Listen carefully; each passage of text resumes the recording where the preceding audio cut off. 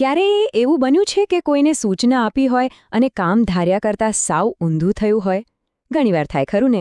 સારું, આજે આપણે એલ્ગોરિધમ અને ફ્લોચાર્ટની દુનિયામાં જઈશું અને શીખીશું કે એકદમ પરફેક્ટ, ભૂલ વગરની સૂચનાઓ કેવી રીતે બનાવી શકાય. ચાલો, શરૂ કરીએ. સાંભળવામાં સવાલ એકદમ સહેલો લાગે છે, પણ એનો જવાબ એટલો સહેલો નથી. પછી ભલે એ કમ્પ્યુટર પ્રોગ્રામિંગ હોય કે રસોડામાં બનતી કોઈ વાનગી, દરેક જગ્યાએ ચોક્કસ અને સ્પષ્ટ સૂચનાઓ હોવી ખૂબ જ જરૂરી છે. અને આ સમસ્યાનો એક સરસ ઉકેલ આપણને અલ્ગોરિધમ અને ફ્લોચાર્ટમાંથી મળે છે. હવે આ બધી ટેકનિકલ વાતોને સમજવી કેવી રીતે? તો ચાલો એકદમ સહેલા રોજના ઉદાહરણથી શરૂઆત કરીએ. માની લો કે આપણે એક પરફેક્ટ કેક બનાવી છે. એની રેસિપી કેવી હશે? જુઓ, અહીં દરેક પગલું કેટલું સ્પષ્ટ છે. પહેલાં શરૂઆત, પછી બધી સામગ્રી લેવી, એને બરાબર મિક્સ કરવી, ચોક્કસ સમય માટે બેક કરવું અને છેલ્લે પીરસવું. અહીંયા સૌથી અગત્યની વસ્તુ છે ક્રમ. જો એક પણ સ્ટેપ આડું-અવળું થયું તો સમજો કેક બગડી. બસ આ જ સ્ટેપ બાય સ્ટેપ પદ્ધતિ સફળ પરિણામની ગેરંટી છે. તો આપણે જે આ પરફેક્ટ રેસિપીની વાત કરી રહ્યા છે ને, એ કોમ્પ્યુટરની દુનિયામાં બીજું કંઈ નહીં પણ અલ્ગોરિધમ છે. હા, એ જ શબ્દ. તો ચાલો હવે બરાબર સમજીએ કે આ અલ્ગોરિધમ આખિર છે શું. એટલે કે સાવ સીધી-સાદી ભાષામાં કહીએ તો અલ્ગોરિધમ એટલે કોઈ પણ કામને પૂરું કરવા માટેની એક સ્ટેપ બાય સ્ટેપ ગાઈડ. પછી ભલે એ ચા બનાવવાનું કામ હોય કે કોઈ મોટો ગણિતનો દાખલો ઉકેલવાનો હોય, એ દરેક પગલાંને એટલી સ્પષ્ટ રીતે બતાવે છે કે કોઈ ગૂંચવણ રહે જ નહીં. હવે બધા અલ્ગોરિધમ એક સરખા નથી હોતા. એક હોય છે ગણિતના સૂત્ર જેવા, જેનો જવાબ હંમેશા એક જ આવે, ભલે ગમે તે ગણે. એને કહેવાય નિર્ણાયક અલ્ગોરિધમ. અને બીજા હોય છે ગૂગલ સર્ચ જેવા. એમાં કદાચ એક જ વસ્તુ શોધવા પર અલગ-અલગ લોકોને અલગ પરિણામો મળી શકે છે, કારણ કે એ આપણા લોકેશન અને જૂની સર્ચ પર આધાર રાખે છે. આને વ્યક્તિલક્ષી અલ્ગોરિધમ કહેવાય છે. કહેવાય છે ને કે એક ચિત્ર 1000 શબ્દો બરાબર હોય છે. તો અત્યાર સુધી આપણે જે વાતો કરી, ચાલો હવે એને એક ચિત્રનું સ્વરૂપ આપીએ. વિચારો તો ખરા, જો આપણે આપણી કેકની આખી રેસિપીને શબ્દોમાં લખવાને બદલે ચિત્રોમાં દોરી શકીએ તો કેવું? બસ આ જ વિચારમાંથી જન્મ થયો છે ફ્લોચાર્ટનો. ફ્લોચાર્ટ એટલે અલ્ગોરિધમને જોવાની અને સમજવાની એક વિઝ્યુઅલ રીત. અને આ રહ્યા એ ખાસ પ્રતીકો એટલે કે ચિહ્નો જેનો ઉપયોગ કરીને ફ્લોચાર્ટ બને છે. આને એક જાતની યુનિવર્સલ ભાષા જ સમજી લો.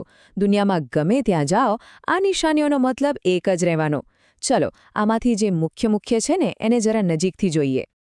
કોઈ પણ પ્રક્રિયા ક્યાંથી શરૂ થાય છે અને ક્યાં પૂરી થાય છે એ બતાવવું ખૂબ જરૂરી છે.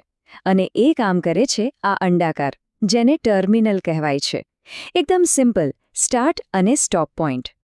હવે રેસિપી માટે સામગ્રી નાખવી હોય એટલે કે કંઈક ઇનપુટ આપવું હોય, અથવા તો તૈયાર થયેલી કેક બતાવવી હોય એટલે કે આઉટપુટ જોવું હોય, તો એના માટે વપરાય છે આ સમાંતર ચતુષ્કોણ. અને પછી આવે છે અસલી કામ. એટલે કે બધી ગણતરીઓ, બધી ક્રિયાઓ, જેમ કે આપણી રેસિપીમાં સામગ્રીને મિક્સ કરવી કે પછી ઓવનમાં બેક કરવું, આ બધું જ આ લંબચોરસ બોક્સમાં થાય છે. આને આપણા ફ્લોચાર્ટનું એક્શન બોક્સ પણ કહી શકાય. ઓકે, તો અત્યાર સુધી તો બધું એક સીધી લાઇનમાં ચાલતું હતું, પણ જિંદગીમાં હંમેશા બધું સીધું તો નથી હોતું ને. ક્યારેક નિર્ણય પણ લેવા પડે છે. તો ફ્લોચાર્ટમાં એ કેવી રીતે બતાવીશું?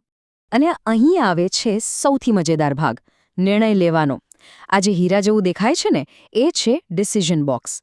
એ સવાલો પૂછે છે અને એના જવાબ ફક્ત હા અથવા નામાં જ હોય છે.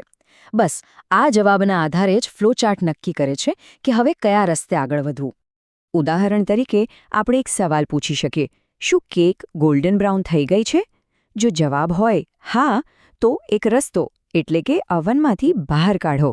અને જો જવાબ ના હોય તો બીજો રસ્તો એટલે કે 5 મિનિટ હજુ બેક થવા દો.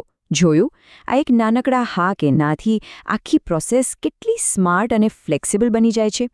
તો ફ્લોચાર્ટ કેટલા કામના છે એ તો સમજાઈ ગયું, પણ જેમ દરેક સિક્કાની 2 બાજુ હોય એમ આ ટૂલના પણ કેટલાક ફાયદા અને ગેરફાયદા છે.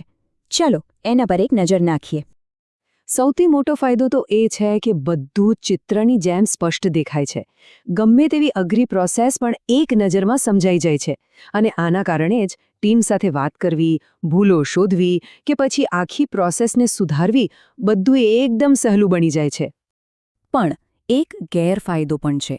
જો સમસ્યા બહુ મોટી અને જટિલ હોય તો ફ્લો ચાર્ટ પોતે જ એક ગૂંચવાડાભર્યું જાળું બની શકે છે અને એમાં જો નાનો અમથો ફેરફાર કરવો હોય તો કદાચ આખો ચાર્ટ ફરીથી બનાવવો પડે અને એમાં સમય તો જાય જ. તો આખી વાતનો સાર શું છે? એ જ કે અલ્ગોરિધમ અને ફ્લો ચાર્ટ એ કંઈ ફક્ત પ્રોગ્રામિંગ કે કોડિંગ માટેની વસ્તુ નથી. આ તો વિચારવાની એક રીત છે. પછી ભલે કોઈ પાર્ટીનું પ્લાનિંગ કરવું હોય, ક્યાંક ફરવા જવાનો પ્લાન બનાવવો હોય કે પછી પરીક્ષાનું ટાઈમ ટેબલ ગોઠવવું હોય, આ ટૂલ્સ દરેક જગ્યાએ કામ લાગે છે. તો હવે વિચારવા જેવી વાત એ છે કે આપણી રોજિંદી જિંદગીની એવી કઈ સમસ્યા છે જેનો ફ્લો ચાર્ટ સૌથી પહેલાં બનાવી શકાય?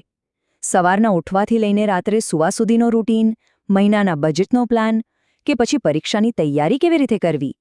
જરા વિચારી જુઓ, કારણ કે એકવાર આ રીતે વિચારવાનું શરૂ કરશો પછી શક્યતાઓનો કોઈ અંત નથી.